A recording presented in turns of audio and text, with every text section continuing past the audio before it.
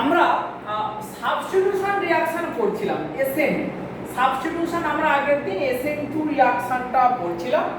SN2 রিঅ্যাকশনের আমরা আগের দিন মেইনলি যেটা পড়েছি স্টিরিওকেমিস্ট্রি পড়েছি এবং স্টিরিওকেমিক্যাল বেশ কিছু এভিডেন্স পড়েছি যেখান থেকে এটা এস্টাবলিশ করা যায় যে SN2 রিঅ্যাকশনে যে ইনভার্সন অফ কনফিগারেশন হয় সেইটা আমরা আগের দিন স্টিরিওকেমিস্ট্রি দিয়ে গোটা 2 দিনের ডিফারেন্ট এক্সাম্পল দিয়ে এস্টাবলিশড করেছি। আচ্ছা বেশ, তো এবারে আমরা আজকে শুরু করি যে SN2 রিঅ্যাকশন নেচার অফ সাবস্ট্রেটের উপরে কিভাবে ডিপেন্ড করে। নেচার অফ সাবস্ট্রেট, তাহলে প্রথমেই নেচার অফ সাবস্ট্রেট বলতে আমরা এই ধরনের কথাগুলো নিই: methyl chloride, ethyl chloride, isopropyl chloride এবং টারসিয়ারি বিউটাইল ক্লোরাইড। এই সাবস্ট্রেটগুলো নেই। এদের উপরে আমরা SN1 এর রেট স্টাডি করেছি। সেখানে কি দেখেছি, যত প্রাইমারি থেকে সেকেন্ডারি থেকে টারসিয়ারি বিউটাইল হ্যালাইডের দিকে আমরা যাব তত SN1 এর রেট বাড়ে। তার কি কারণ? করেসপন্ডিং ট্রানজিশন স্টেট মোর স্টেবিলিটি পায় বাই হাইপার কনজুগেশন। এখানে তাহলে SN2 এর কথা বলছি। SN2 এরকমই যদি জেনারেল মেকানিজম এরকমই হয়, এই সাবস্ট্রেট এই নিউক্লিওফাইল ব্যাক সাইডে অ্যাপ্রোচ করলো, এই লিভিং গ্রুপ বেরোচ্ছে। তাহলে SN2 যদি আমরা ট্রানজিশন স্টেটটা দেখি, SN2 ট্রানজিশন স্টেটটা এরকম। এই SN2 ট্রানজিশন স্টেটটা দেখতে ডেল মাইনাস ডেল মাইনাস। তাহলে দেখ, সাবস্ট্রেটে ছিল টেট্রাহেড্রাল, ট্রানজিশন স্টেটটা এলো কি ট্রাইগোনাল বাইপিরামিডাল TBP। সাবস্ট্রেটে এই সেন্টারে 4টে লাইগ্যান্ড ছিল, 1 2 3 4। ট্রানজিশন স্টেটে এই সেন্টারে 5টা লাইগ্যান্ড এলো, 5 লাইগ্যান্ড, 5টা লাইগ্যান্ড। তাহলে আমরা বলতে পারি, এই কমেন্টটা এখানে করতে হবে যে SN2 রিঅ্যাকশনের ট্রানজিশন স্টেট মোর ক্রাউডেড দেন রিঅ্যাক্ট্যান্ট। তাহলে এই ইম্পর্টেন্ট স্টেটমেন্টটা আমাদের করতে হবে কি না, SN2 রিঅ্যাকশনের ট্রানজিশন স্টেট সাবস্ট্রেটের তুলনায় মোর ক্রাউডেড। ক্রাউডেড মানে স্টেরিক্যালি ক্রাউডেড। কোন সেন্টার যদি স্টেরিক্যালি ক্রাউডেড হয় তার এনার্জি বাড়বে। কোন সেন্টার স্টেরিক্যালি ক্রাউডেড হলে তার এনার্জি বাড়বে। তাহলে ট্রানজিশন স্টেটের এনার্জিটা মানে রিঅ্যাক্ট্যান্ট থেকে ট্রানজিশন স্টেটের বেশি হওয়া উচিত। এবারে আমরা যদি এই সাবস্ট্রেট গুলোকে একটু দেখে নেই, মিথাইল ক্লোরাইডের এই 3টে হাইড্রোজেন, এটা ক্লোরিন, এই আমার নিউক্লিওফাইল। মিথাইল থেকে যেই আমরা ইথাইল ক্লোরাইডে যাব, এই CH3HH, এই ক্লোরিন, এই নিউক্লিওফাইল। তাহলে দেখ, এখানে 3টে হাইড্রোজেন এই সেন্টারে। মিথাইল থেকে যেই 1 ডিগ্রি অ্যালকিল হ্যালাইডে আমরা গেলাম, 2টো H আর একটা কি মিথাইল। এখান থেকে যেই আমরা 2 ডিগ্রি অ্যালকিল হ্যালাইডে যাব, তখন কি হচ্ছে, তখন 2টো মিথাইল আর একটা হাইড্রোজেন। যখন টারসিয়ারিতে যাব তখন 3টেই মিথাইল, এই ক্লোরিন, এই নিউক্লিওফাইল। তাহলে দেখ, যত প্রাইমারি থেকে মিথাইল থেকে primary alkyl halide, secondary alkyl halide, tertiary alkyl হ্যালাইডে যাচ্ছি, ট্রানজিশন স্টেটের মধ্যে স্টেরিক ক্রাউডিং তত বাড়ছে। শুধু তাই নয়, যদি এরকম করে একটু চিন্তা করে দেখি, প্রাইমারির ক্ষেত্রে এখানে 2টো H, এই নিউক্লিওফাইলের অ্যাটাক। সেকেন্ডারির ক্ষেত্রে একটা মিথাইল। টারসিয়ারির ক্ষেত্রে সবই মিথাইল, তার মানে এই অ্যাটাকটা মোর স্টেরিক্যালি ক্রাউডেড। তার মানে যত প্রাইমারি থেকে সেকেন্ডারি থেকে টারসিয়ারির দিকে আমরা যাব, SN2 রিঅ্যাকশনটা তত কঠিন হবে, কারণ ব্যাক সাইড অ্যাপ্রোচটা তত tough. Back side approach will become more sterically crowded, more steric hindrance will be generated, কারণ এই সাবস্টিটিউয়েন্টগুলোর সাইজ বাড়ছে। ছিল সব এইচ, একটা একটা করে এইচ সরে গিয়ে একটা একটা করে মিথাইল বা অন্য কোনো অ্যালকিল গ্রুপ আসবে। তাহলে আমরা জেনারেলি এই কমেন্টটা করতে পারি, তাহলে যত বাঁ দিক থেকে ডান দিকে যাব তত SN2 রিঅ্যাকশনের অ্যাক্টিভেশন এনার্জি বাড়বে, বিকজ ট্রানজিশন স্টেটের এনার্জিটা বাড়বে। ফলে SN2 রিঅ্যাকশনটা কি হবে? Much slower. SN2 রিঅ্যাকশনটার রেট স্লো হবে। তাহলে সাবস্ট্রেটের ক্ষেত্রে নরমাল অ্যালকিল হ্যালাইড, প্রাইমারির ক্ষেত্রে SN2 রেট সবথেকে বেশি হবে। তারপরে যত প্রাইমারি থেকে সেকেন্ডারি থেকে টারসিয়ারির দিকে আমরা যাব তত SN2 রিঅ্যাকশনের রেট তত ফল করবে। কেন ফল করবে সেটা আমরা বোঝাতে পারলাম, কারণ ব্যাক সাইড অ্যাপ্রোচটা মোর স্টেরিক্যালি ক্রাউডেড হবে। তাহলে এরকমই একটা গ্রাফ বিভিন্ন জায়গাতে ড্র করে দেখ, এইখানটাতে লিখি মিথাইল হ্যালাইড, এখানে লিখি টারসিয়ারি বিউটাইল হ্যালাইড, এটা কে লিখি 1 ডিগ্রি, এটাকে লিখি 2 ডিগ্রি অ্যালকিল হ্যালাইড, এখানে লিখি রেট অফ SN1, এদিকে ড্র করি রেট অফ SN2।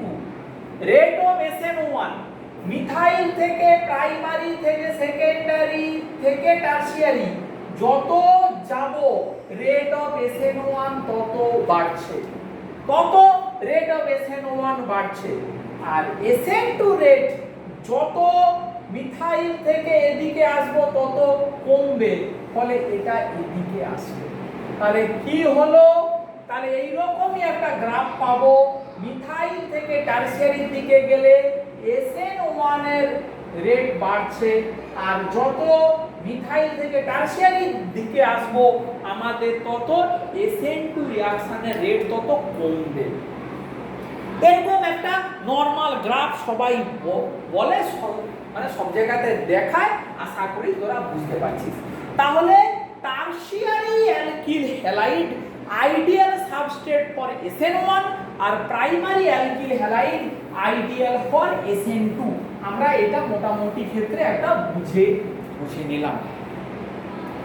এবারে দেখ, আমরা যদি একটা স্পেশাল কেসে যাই, আমরা যেটা আগেই বলেছি যে অ্যালাইল হ্যালাইড আর হচ্ছে গিয়ে বেনজাইল হ্যালাইড, যাদের কথা আমরা SN1 এ বলেছি। এই দুটো সাবস্ট্রেট এই X আর PH CH2X, এই দুটো সাবস্ট্রেটের উপরে SN2 রিঅ্যাকশনও খুব ভালো হয়। আমরা আগেও পড়েছি এদের উপরে SN1 এর রেটও খুব ভালো হয়। আজকে আবার আমরা ডিসকাশন করব এদের উপরে SN2 রিঅ্যাকশনটাও ভালো হয়। তাহলে কেন ভালো হয় না, SN2 যদি এই অ্যালাইল হ্যালাইডের উপরে আমরা বলি, তাহলে এই নিউক্লিওফাইল অ্যাটাক করবে, X বেরোবে।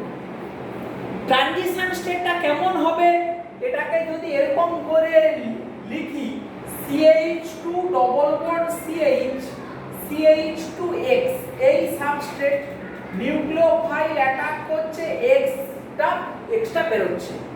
দেখ, ট্রানজিশন স্টেটটাকে এইভাবে আমরা ড্র করব, CH2 ডবল বন্ড CH, এই C এই HH একটাই অরবিটালে, এখানে থাকবে X, এখানে থাকবে নিউক্লিওফাইল। এই আমার ট্রানজিশন স্টেট কার ক্ষেত্রে না অ্যালাইল হ্যালাইডের ক্ষেত্রে। ভালো করে দেখ, ছবিটা, এইটা একটা পি অরবিটাল। এই পি অরবিটালের একটা লোবে এক্স থাকবে, একটা লোবে থাকবে নিউক্লিওফাইল। এটা হচ্ছে ট্রানজিশন স্টেটের স্ট্রাকচার। এটা কি না এর করেসপন্ডিং টিএস। যেই এই টিএসটা এলো তখন এই যে ডবল বন্ডটা, ডবল বন্ডের যে পাই বন্ড, এই যে পিপি সাইড ওয়াইজ ওভারল্যাপ হয়ে আছে করে যে পাই বন্ডটা তৈরি হয়েছে, এর সাথে এই পিটা ওভারল্যাপ করে, এর সাথে এর পিটা ওভারল্যাপ করে। ওভারল্যাপ মানে স্টেবিলিটি। তার মানে অ্যালাইল হ্যালাইডের ক্ষেত্রে SN2 তে ট্রানজিশন স্টেটটা কি করে স্টেবিলিটি পাচ্ছে না SN2 তে ট্রানজিশন স্টেটটা স্টেবিলিটি পাচ্ছে যে পি অরবিটালটা ট্রানজিশন স্টেটে জেনারেট হচ্ছে, যে তার দুটো লোবে লিভিং গ্রুপ আর নিউক্লিওফাইলটাকে ধরে রাখছে, সেই পি অরবিটালটা এক্সিস্টিং পাই বন্ডের সাথে একই প্লেনে আসে, ফলে ওভারল্যাপ করে স্টেবিলিটি পায়। এই ট্রানজিশন স্টেট স্টেবিলিটি পায় বলে SN2 রিঅ্যাকশন এই সাবস্ট্রেটের ক্ষেত্রে ফাস্ট। এইটা ঠিক একই লজিক যখন বেঞ্জাইল হ্যালাইডে হচ্ছে PH CH2X, এই নিউক্লিওফাইল অ্যাটাক করলো, X বেরোলো। বেঞ্জাইল কিন্তু ভালো করে খেয়াল কর, বেঞ্জাইল তখন ট্রানজিশন স্টেটটা কেমন? এই CH এই পি অরবিটালের একটাই লোব X কন্টেন্ট করছে, নিউক্লিওফাইল কন্টেন্ট করছে। এ ওই একই রকম ভাবে বেঞ্জিনের যে পাই ক্লাউড, সেই বেঞ্জিনের পাই ক্লাউডের সাথে একই প্লেনে আসে, ফলে এরা এই ওভারল্যাপ পায়। উপরেরটা উপরের সাথে, নিচেরটা এই নিচের সাথে ওভারল্যাপ করে, ফলে এরা স্টেবিলিটি পায়। তাহলে আমরা বুঝতে পারলাম এই দুটো সাবস্ট্রেট বেসিক্যালি অ্যালাইল হ্যালাইড এবং benzyl halide, they are ideal for both SN1 and SN2। এদের উপর SN1 SN2 দুটোই ভালো হয়। আবার স্মরণ করাচ্ছি SN1 মানে কেন ভালো হয় না, এইখানে এই অ্যালাইলিক পজিশনে ট্রানজিশন স্টেটে করেসপন্ডিং যে পি অরবিটালটা ডেভেলপ করছে ভ্যাকেন্ট পি, সে এই ডবল বন্ডের সাথে কনজুগেশনে আছে। বেঞ্জাইলিক পজিশনেও ঠিক যে ভ্যাকেন্ট পিটা ইনসিপিয়েন্ট কার্বোক্যাটায়নে ডেভেলপ করে, সে এর সাথে কনজুগেশনে আসে, ফলে কি হয় SN1 ভালো হয়। SN2 ভালো হওয়ার কি কারণ? SN2 র ট্রানজিশন স্টেট স্টেবিলিটি পায়, কারণ এই পি অরবিটাল এক্সিস্টিং পাই ক্লাউডের সাথে একই প্লেনে আসে, ওভারল্যাপ করে, ফলে SN2 টাও ভালো হয়। তাহলে SN1 SN2 এই দুটোই এই দুটোর ক্ষেত্রে ভালো হয়। এবারে আমরা আসি দেখ আবার সেই एग्जांपल ভিনাইল হ্যালাইড এবং ফিনাইল হ্যালাইড। ফিনাইল হ্যালাইড এদের উপরে SN1 ভালো হয় না, সিমিলারলি এদের উপরে SN2 ভালো হয় না। SN1 ভালো হয় না কারণ কি, এই দুটো বন্ডই পার্সিয়াল ডবল বন্ড ক্যারেক্টার পায়, ফলে SN1 এর প্রথম স্টেপে এই CX বন্ডটা ভাঙাটা টাফ হয়। এক নম্বর ছিল পয়েন্ট। দু নম্বর কি পয়েন্ট না, SN1 এর যদি ভেঙে বেরিয়ে যায়, ট্রানজিশন স্টেটে যে পি অরবিটালটা ডেভেলপ করছে সেটা এই পাই ক্লাউডের সঙ্গে পারপেন্ডিকুলার, ফলে কোনো ওভারল্যাপ হয় না, বলে SN1 ভালো হয় না। এখন দেখ SN2 কেন ভালো হয় না। ভিনাইল হ্যালাইডের উপরে SN2 করতে গেলে নিউক্লিওফাইলটাকে এই ব্যাক সাইড অ্যাপ্রোচ করতে হবে, X কে এরকম করে বেরোতে হবে। এই ব্যাক সাইড অ্যাপ্রোচ যেই করতে যাবে CC এই X H এই তো আছে, এই আমার পাই বন্ডটা আছে, নিউক্লিওফাইল ব্যাক সাইড অ্যাপ্রোচ যেই করতে যাবে, মানে এখানে যেই অ্যাটাক করতে যাবে, কি হবে না এই পাই ক্লাউড নিউক্লিওফাইলের অ্যাপ্রোচকে বাধা দেবে। তাহলে ভিনাইল হ্যালাইডে SN2 কেন হয় না, নিউক্লিওফাইল ব্যাক সাইড অ্যাপ্রোচ করতে গেলে এই পাই ক্লাউড নিউক্লিওফাইলটাকে বাধা দেবে, পাই ক্লাউড নিউক্লিওফাইলের ব্যাক সাইড অ্যাপ্রোচকে বাধা দেবে। এটা 1 নম্বর গেল। আর ফিনাইল হ্যালাইডে কেন হয় না? ফিনাইল হ্যালাইডেই তো এক্স, এই ডবল বন্ড। ফিনাইল হ্যালাইডেও একই কারণ। ফিনাইল হ্যালাইডে নিউক্লিওফাইল অ্যাপ্রোচ করতে গেলে এই ব্যাক সাইড অ্যাপ্রোচ করতে হবে, এই নিউক্লিওফাইলকে ব্যাক সাইড অ্যাপ্রোচ করতে হবে। এটা একটা কেজ, 6 মেম্বার রিং, এই কেজের ভেতরে ঢুকে ব্যাক সাইড অ্যাপ্রোচ কখনোই সম্ভব নয়, বা এখানেও অ্যাপ্রোচ করতে গেলে পাই ক্লাউড বাধা দেবে, ফলে এখানেও SN2টা সম্ভব নয়। তাহলে আমরা কি বুঝলাম? যে এই দুটো সাবস্ট্রেট ভিনাইল হ্যালাইড বা ফিনাইল হ্যালাইড, এদের উপরে SN1ও হয় না, SN2ও হয় না। এইটা আমরা বুঝে নিলাম। বেশ, তাহলে আমরা কি করছি? আমরা সাবস্ট্রেটের উপরে SN2 রিঅ্যাকশনটা করছি, substrate dependency of SN2 reaction. বেশ, এইবারে আমরা এই সাবস্ট্রেট ডিপেন্ডেন্সির আরো একটা ইন্টারেস্টিং কেস একটু পড়ে দেখি। আমরা কয়েকটা সাবস্ট্রেটের রিলেটিভ SN2 রিঅ্যাকশনের রেট একটু বুঝে নিই।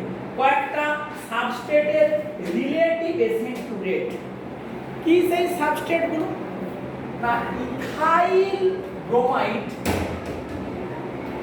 এইটা প্রোপাইল ব্রোমাইড, এইটা একটা।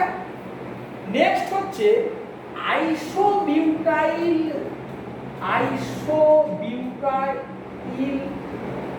ব্রোমাইড, দেন হচ্ছে নিওপেন্টাইল ব্রোমাইড।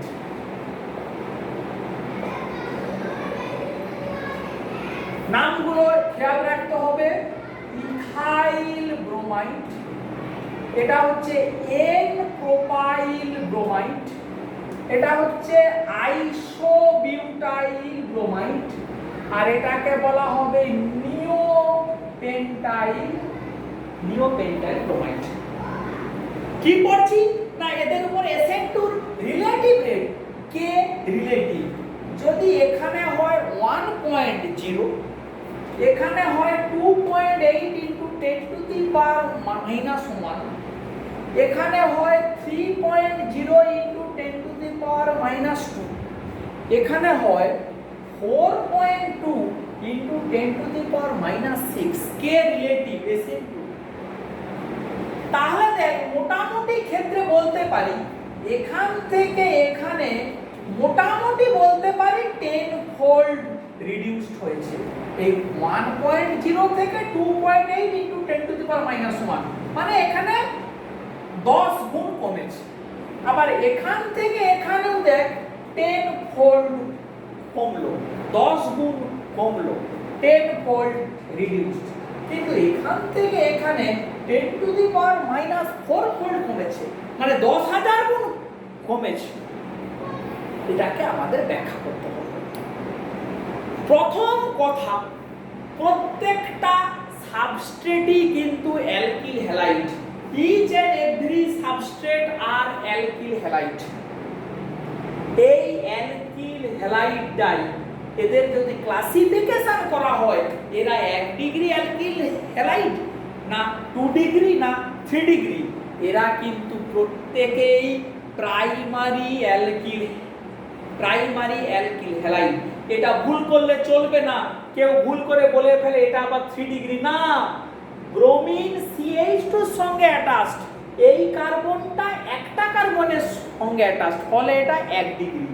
এই ব্রোমিনটা CH2 এর সঙ্গে অ্যাটাচড, এই সিটা একটাই কার্বনের সঙ্গে অ্যাটাচড, ফলে ওটাও 1 ডিগ্রি। ফলে এরা সবাই 1 ডিগ্রি অ্যালকিল হ্যালাইড, সবাই 1 ডিগ্রি অ্যালকিল হ্যালাইড। প্রত্যেকটা ক্ষেত্রে নিউক্লিওফাইল এখানে অ্যাটাক করবে এই CH2 এর উপরে, এই CH2 এর উপরে এখানে নিউক্লিওফাইলের অ্যাটাকটা হবে, কারণ মানে ব্রোমিনটা ওই CH2 এর সঙ্গে অ্যাটাচড আছে।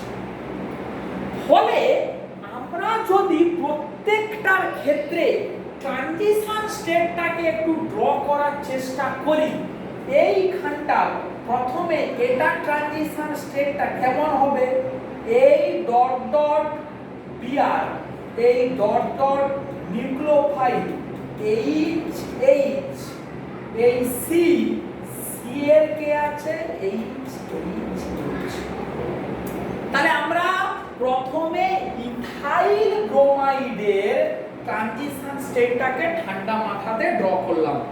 এটা ইথাইল ব্রোমাইডের ট্রানজিশন স্টেট। ভালো করে বুঝেন, ইথাইল ব্রোমাইডের পরে যখন আমরা প্রোপাইল ব্রোমাইডের ট্রানজিশন স্টেটটাকে ড্র করব, পার্থক্যটা কি, সি এই বিআর, এই নিউক্লিওফাইল, এই এইচ এইচ, এখানে সি মানে এই সিটা হচ্ছে এইটা, এর তিনটে লাইগ্যান্ড কে, এখানে সি এর তিনটে লাইগ্যান্ড কে ছিল, তিনটেই এইচ এইচ এইচ, এখানে এই সি এর তিনটে লাইগ্যান্ড কে, দুটো হাইড্রোজেন আর একটা মিথাইল। এই ট্রানজিশন স্টেট গুলোকেই আমাকে ঠান্ডা মাথাতে ড্র করতে হবে। আইসোবিউটাইলে আয়, এই সি, এই বিআর, এই নিউক্লিওফাইল, এই এইচ, এই এইচ, এই সি, এখানে এই সি এর তিনটে লাইগ্যান্ড কে, এইচ CH3 CH3, এই ডেল মাইনাস, এই ডেল মাইনাস, এই টিএসটা ড্র হয়ে গেল। নিওপেন্টাইলের ক্ষেত্রে সি, এই বিআর, এই নিউক্লিওফাইল, এইচ এইচ, এই সি এর তিনটে লাইগ্যান্ড কে, তিনটেই মিথাইল। এই এটা একটা দারুণ প্রবলেম। তাহলে এখানটাতে চিন্তা কর, single bond can rotate freely, single bond can rotate freely, এরা সব সময় ফ্রিলি মানে রুম টেম্পারেচারে ফ্রিলি রোটেট করতে পারে। তাহলে নিউক্লিওফাইল যখন এখানে অ্যাটাক করছে, তখন এই CH2 এনভায়রনমেন্ট সবার ক্ষেত্রে ফিক্সড, এর কোনো চেঞ্জ নেই।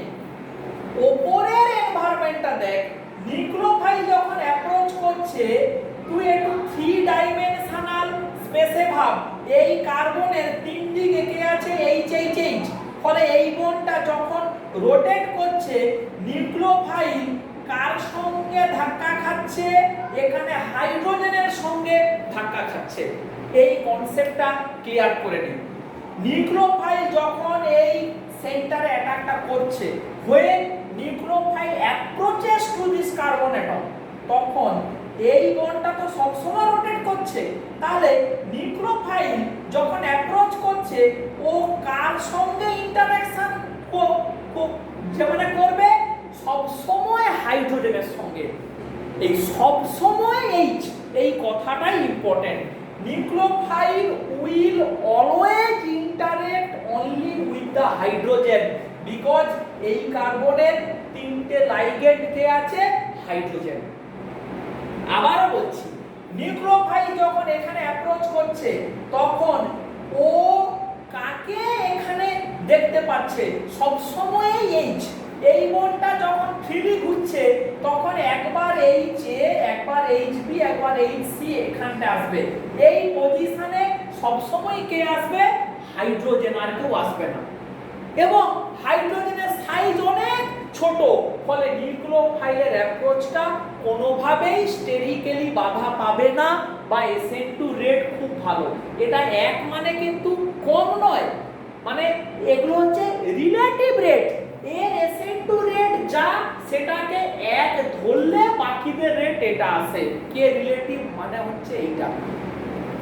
এবারে এখানে সাবস্ট্রেটটাকে ইথাইল ব্রোমাইডের বদলে যখন N প্রোপাইল ব্রোমাইড করা হলো, তখন ব্যাপারটাকে এরকম মানে করে ভাব, কি চেঞ্জ, তিনটে হাইড্রোজেন ছিল, তিনটে হাইড্রোজেনের মধ্যে একটা এইচ কে সরিয়ে একটা মিথাইল এলো, একটা এইচ কে সরিয়ে কে এলো, একটা মিথাইল এলো, এবং এই বন্ডটা ফ্রিলি রোটেট করছে রুম টেম্পারেচারে, তাহলে নিউক্লিওফাইল যখন এখানে অ্যাপ্রোচ করছে এই সেন্টারে, তখন এই জায়গাতে যদি তুই প্রবাবিলিটির কথা চিন্তা করিস, লজিকটা শোন ভালো করে, যদি প্রবাবিলিটির কথা চিন্তা করিস, তখন এই বন্ডটা যখন ঘুরছে এখানে দুবার হাইড্রোজেন আসবে, একবার কে আসবে? মিথাইল।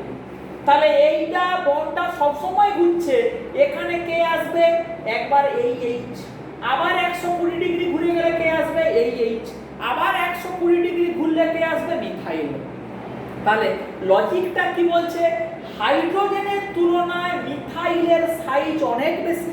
তার মানে নিউক্লিওফাইলটা যখন অ্যাপ্রোচ করছে সে এই পজিশনে যখন মিথাইলকে পাবে তখন কিন্তু স্টেরিক ক্রাউডিং হবে, তখন স্টেরিক ইন্টারঅ্যাকশন হবে।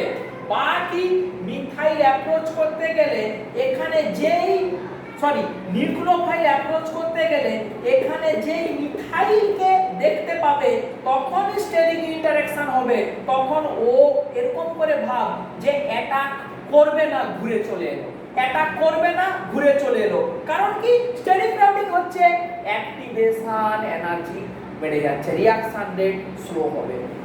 আবার যেই এটা ঘুরে গিয়ে এখানে হাইড্রোজেন এলো তখন নিউক্লিওফাইলের অ্যাপ্রোচ করতে কোনো বাধা নেই, সে অ্যাটাক করলো, রিঅ্যাকশন হয়ে গেল। আবার ঘুরে গেলে কে আসবে? আবার এইচ, নিউক্লিওফাইলের অ্যাপ্রোচ করতে কোনো সমস্যা নেই। তাহলে এখানে তিনবারেই কে আসছিল? হাইড্রোজেন, ফলে নিউক্লিওফাইলের অ্যাটাক করতে মানে কোনো সমস্যা নেই। এখানে এই পজিশনে দুবার হাইড্রোজেন, একবার মিথাইল, ফলে অল্প একটু বাধা পাবে, ফলে রিঅ্যাকশন রেট একটু কমলো, ওই জন্য 10 ফোল্ড কমে গেল। এবারে এখানে আয়, এখানে সাবস্ট্রেটটা আইসোবিউটাইল, আইসোবিউটাইল না ভেবে এরকম করে ভাব এই সাবস্ট্রেটের সাপেক্ষে এই সাবস্ট্রেটের কি চেঞ্জ? দুটো এইচ রিপ্লেসড বাই 2 মিথাইল। এবারে তুই চিন্তা কর এখানে যখন এই বন্ডটা রোটেট করছে, মানে এটা তো সব সময় রোটেট করছে, নিউক্লিওফাইল অ্যাপ্রোচের সময় ও একবার মিথাইলকে দেখতে পাবে, অ্যাটাক না করে ঘুরে চলে যাবে, আবার একবার কে আসবে? মিথাইল, আবার নিউক্লিওফাইল অ্যাপ্রোচ করতে গেলে বাধা পাবে, ঘুরে চলে যাবে, আবার ঘুরে কে আসবে? একবার হাইড্রোজেন, ফলে তখন কিন্তু অ্যাটাক করতে কোনো সমস্যা হবে না। তাহলে এই সাবস্ট্রেটটার ক্ষেত্রে ভাব এই পজিশনে তিনটার মধ্যে দুটো পসিবিলিটিতে মিথাইল আসবে, কিন্তু একটা পসিবিলিটিতে তো হাইড্রোজেন আসবেই। ফলে যখনই হাইড্রোজেন এখানে এলো নিউক্লিওফাইলটা টুক করে অ্যাটাক করে রিঅ্যাকশনটা হয়ে গেল, ফলে রিঅ্যাকশনের রেট আরো কমলো, ফলে এখান থেকে 10 ফোল্ড কমলো বা এখান থেকে 100 ফোল্ড কমে গেল। কিন্তু যখন আমি লাস্ট সাবস্ট্রেটটাতে আসছি তখন চিন্তা কর এটা নিওপেন্টাইল না ভেবে নিওপেন্টাইলটাকে এরকম করে ভাব তিনটে হাইড্রোজেনকে রিপ্লেস করেছে তিনটে মিথাইল, ফলে নিউক্লিওফাইল যখনই অ্যাপ্রোচ করতে যাচ্ছে তখনই মিথাইলের সঙ্গে ইন্টারঅ্যাকশন, হিউজ ইন্টারঅ্যাকশন, ফলে ও এক প্রকার অ্যাটাক করতে পারছেই না, সেই জন্য রিঅ্যাকশন রেটটা হঠাৎ করে এত ফোল্ড কমে গেল। এখান থেকে এখানে দেখ একটা মানে নিয়মে কমছিল, রেগুলার ইন্টারভ্যালে যে মানে কমছিল, এখান থেকে এখানে 10 ফোল্ড কমলো, এখান থেকে এখানে 10 ফোল্ড কমলো, কিন্তু এখান থেকে এখানে 10,000 ফোল্ড কমলো। সেইটাকে এক্সপ্লেন করবি কিভাবে? না এখানে এখানে এখানে ট্রানজিশন স্টেটটাকে ভালো করে খেয়াল কর। নিউক্লিওফাইল অ্যাপ্রোচ যখনই করছে এখানে তিনবারই ছোট ভলিউমের ছোট সাইজের হাইড্রোজেন আসছে, কোনো প্রবলেম নেই। এখানে নিউক্লিওফাইল অ্যাপ্রোচের সময় একবার মিথাইল, কিন্তু বাকি দুবার এইচ আসছে, ফলে যখন দুবার এখানে এইচ আসছে তখন নিউক্লিওফাইল অ্যাটাক করে রিঅ্যাকশনটা হচ্ছে, রেট একটু কমলো। এখানে দুটো মিথাইল কিন্তু স্টিল একটা হাইড্রোজেন, ফলে এ বন্ড রোটেট করতে করতে প্রবাবিলিটিতে পার 3 বারের মধ্যে একবার যখন হাইড্রোজেন এখানে এলো, পার 3 বারের মধ্যে একবার যখন এখানে হাইড্রোজেন এলো, তখন নিউক্লিওফাইলটা কিন্তু অ্যাটাক করতে পারলো, কোনো প্রবলেম নেই। মানে রিঅ্যাকশন রেট কম কিন্তু স্টিল পসিবিলিটি আছে, সেই জন্য রেটটা কমছে কিন্তু একটা রেগুলার ম্যানারে কমছে।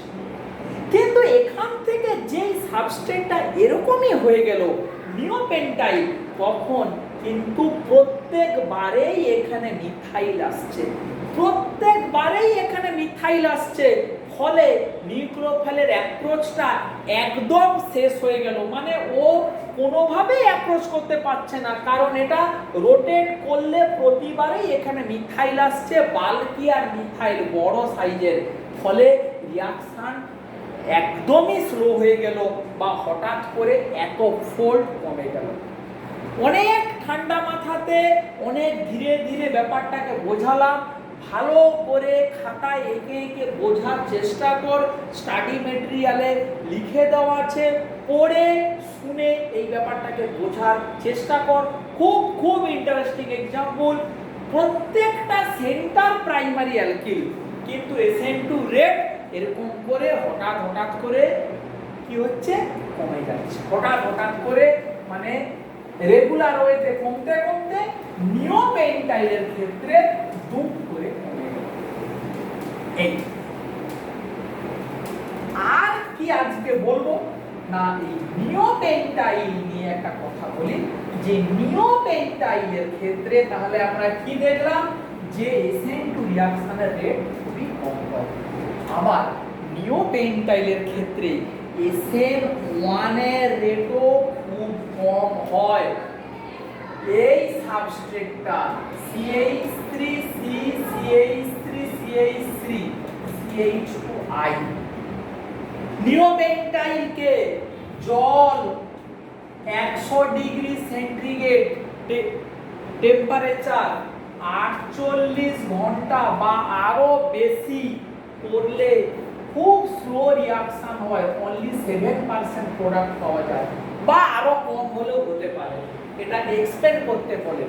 তাহলে কেন এত, মানে কি করছি, সলভোলিসিস করছি, জল দিয়ে ভাঙছি, মানে হাইড্রোলিসিস করা হচ্ছে, আই সরে গিয়ে OH আসবে, মানে আওয়ার এক্সপেক্টেড কি প্রোডাক্ট CH3C CH2OH, কিন্তু কত পার্সেন্টের, মাত্র 7%। কেন না, তোকে দুটো কারণ বলতে হবে, যে নিওপেন্টাইলের উপরে SN1 এর রেট ভেরি স্লো। তার কি কারণ, তার কারণ SN1 করতে গেলে আই যদি বেরিয়ে যায় এই কার্বোহাইড্রেটটা তৈরি হবে, এটা একটা 1 ডিগ্রি অ্যালকিল হ্যালাইড, এর কোনো হাইপার কনজুগেটিং হাইড্রোজেনও নেই, কোনো হাইপার কনজুগেটিং এইচও নেই, ফলে এর স্টেবিলিটি অত্যন্ত কম, ফলে কি না এর SN1 এর রেটটা খুব স্লো। আবার SN2 এর রেট আমরা এক্ষুনি পড়লাম, জাস্ট পড়লাম, SN2 এরকমই, SN2 এর ক্ষেত্রে এই HH, এই লিভিং গ্রুপ, এই নিউক্লিওফাইল, সিভিয়ার স্টেরিক রিপালশন হবে নিউক্লিওফাইল অ্যাপ্রোচ করতে গেলে, ফলে SN2 রেটও খুবই স্লো। তাহলে নিওপেন্টাইলের সলভোলিসিস কেন স্লো, মানে যদি জিজ্ঞেস করে তখন আমাকে বলতে হবে এই কারণে এর রেট খুবই স্লো, SN1 SN2। কিন্তু এর উপরে যদি সিলভার নাইট্রেট দিয়ে দেয়, সিলভার নাইট্রেট জল, তখন কিন্তু রিঅ্যাকশনটা ভালো হয়, গুড ইল্ড। কেন সিলভার না, মানে সিলভার নাইট্রেটের প্রেজেন্সে হাইড্রোলিসিস ভালো হয়, তখন আমাকে বলতে হবে না সিলভার প্লাস এমন একটা মেটাল আয়ন যার হ্যালোজেনের প্রতি অ্যাট্রাকশন খুব বেশি, সিলভার আয়োডাইড এর সলিবিলিটি প্রোডাক্ট খুব কম হওয়ার জন্য, ও কি করে, এই যে আমার নিওপেন্টাইল আয়োডাইড সিলভার প্লাস এখান থেকে আই মাইনাস কে সহজেই টেনে নিয়ে সিলভার আয়োডাইডের প্রেসিপিটেট ফেলে এবং জোর করে এই কার্বোক্যাটায়নটা তৈরি হয়ে যায়। এটা আনস্টেবল হলেও তৈরি হয়। যেই এটা 1 ডিগ্রি কার্বোক্যাটায়ন তৈরি হয়, তোরা পরের দিকে পড়বি carbocation can rearrange to make more stable carbocation. মানে কোনো কার্বোক্যাটায়ন তৈরি হওয়ার পরে সে যদি আনস্টেবল হয়, কার্বোক্যাটায়নের একটা নেচার আছে, সে মাইগ্রেশন করে মোর স্টেবল কার্বোক্যাটায়ন তৈরি করতে পারে। পরে শিখবি এই মিথাইল গ্রুপটা এখান থেকে এই CH2 উপরে মাইগ্রেট করে মানে মানে মানে ওখান থেকে উঠে ওখানে বসে যায়, ফলে CH3 CH3 plus CH2 CH3 এই কার্বোক্যাটায়নটা তৈরি হয়। তাহলে ছিল 1 ডিগ্রি, মিথাইলটা যেই এখানে মাইগ্রেট করলো, এটা একটা 3 degree carbocation which is highly stable. এবারে এখানে জল যদি জুড়ে যায়, মানে এই অবস্থাতেও জল জুড়তে পারে, মাইগ্রেশন করার পরেও জল জুড়তে পারে, ফলে দুটো প্রোডাক্ট পাওয়া যায়। একটা হচ্ছে এরকমই অ্যালকোহল, মানে মাইগ্রেশন করার আগেই জল জুড়ে গেলে নরমাল, এটাকে বলবো আনরিঅ্যারেঞ্জড অ্যালকোহল। আর প্লাস মিথাইল মাইগ্রেশন করে যদি অ্যালকোহলটা তৈরি হয়, সেটা এই অ্যালকোহল, এটাকে বলবো রিঅ্যারেঞ্জড অ্যালকোহল। তাহলে আমরা নিওপেন্টাইলের কেসটা ক্লিয়ার করলাম যে নিওপেন্টাইলের ক্ষেত্রে কেন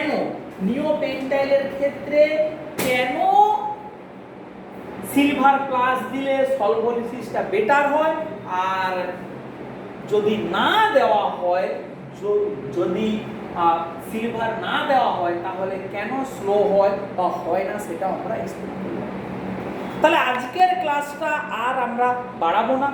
আজকে আমরা বেসিক্যালি কি করলাম না, SN2 রিঅ্যাকশনের সাবস্ট্রেটের এফেক্ট করলাম। প্রথমেই কি করলাম না, প্রাইমারি সেকেন্ডারি টারসিয়ারির মধ্যে টারসিয়ারিতে SN2 রেট স্লো হয়ে যায়, তার কারণ ব্যাকসাইড অ্যাপ্রোচটা মোর স্টেরিক্যালি ক্রাউডেড হয়।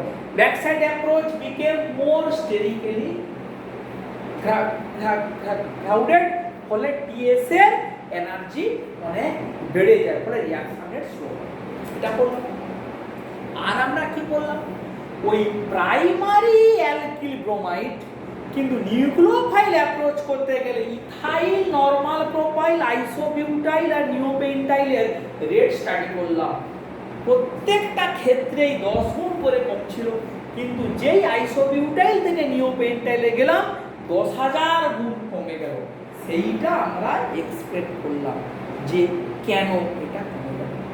আর আমরা কি করলাম, neopentyl itself bad substrate for substitution.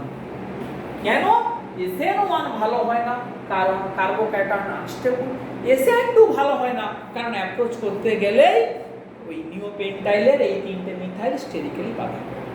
আর কি বললাম, allyl halide, benzyl halide very good substrate for SN2, কারণ ওদের করেসপন্ডিং ট্রানজিশন স্টেটটা পাই ওই ডেভেলপিং পিওর ভাইটালটা পাই ক্লাউড দ্বারা স্টেবিলিটি পায়। আর কি বললাম যে ভিনাইল হ্যালাইড এদের উপরে SN2 রিঅ্যাকশন হয় না, কারণ SN2 হতে গেলে পাই ক্লাউডটা নিউক্লিওফাইলকে বাধা দেবে, ফলে ওই রিঅ্যাকশনটা এই পর্যন্ত আজকের ক্লাসটা থাকবে। ঠিক আছে।